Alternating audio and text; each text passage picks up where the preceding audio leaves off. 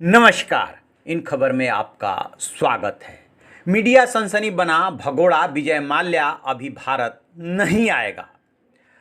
आखिरकार विजय माल्या की भारत आने की खबर जंगल में आग की तरह क्यों फैली, मीडिया ने इसे क्यों तुल दिया और उसके आने में क्या दिक्कत है, अभी इसी पे गौर करेंगे।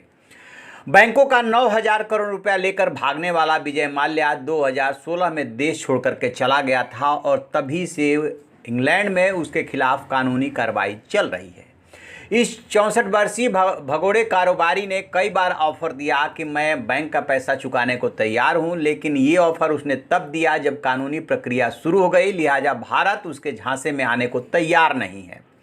इसी क्रम में पिछले दिनों क्या हुआ था कि अदालत से 14 मई को उसके प्रत्यर्पण की अनुमति मिल गई थी, लेकिन प्रत्यर्पण किसी भी देश से तभी होता है जब दो देशों में समझौता हो, यानी कि इंग्लैंड और भारत में वो संधि ऑलरेडी दोनों देशों के बीच में है। लेकिन जब उसी देश में और भी मामले चल रहे हों तो प्रत्यर्पण नहीं हो सकता, क्योंकि ये जरूरी है कि दोनों जिस देश में वो है उस देश में सारी कानूनी प्रक्रिया उसके खिलाफ खत्म हो गई हो या उसका बहुत ज़्यादा मायने ना हो।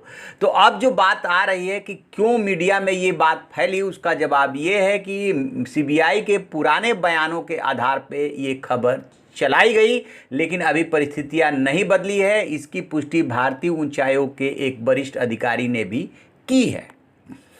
इसके आगे का डेवलपमेंट ये है कि वहां की जो गृह सचिव हैं, यानी इंग्लैंड की प्रीति पटेल, उन्होंने कानूनी वजहों से अभी प्रत्यर्पण पर हस्ताक्षर नहीं किया है।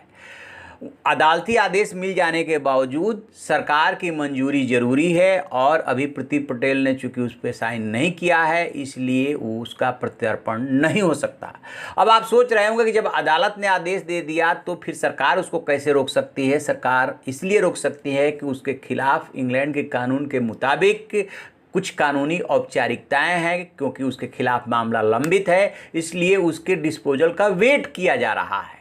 ये सबसे बड़ी वजह निकल करके आ रही है। इधर मीडिया में बातें यहाँ तक चल गई थी कि जैसे उसे सीबीआई और ईडी लेकर के आएगी और फिर कानूनी प्रत्यर्पण के मुताबिक जो भी शर्तें होती है अदालत में पेश किया जाएगा और वहाँ से मुंबई की आर्थर रोड जेल में रखा जाएगा।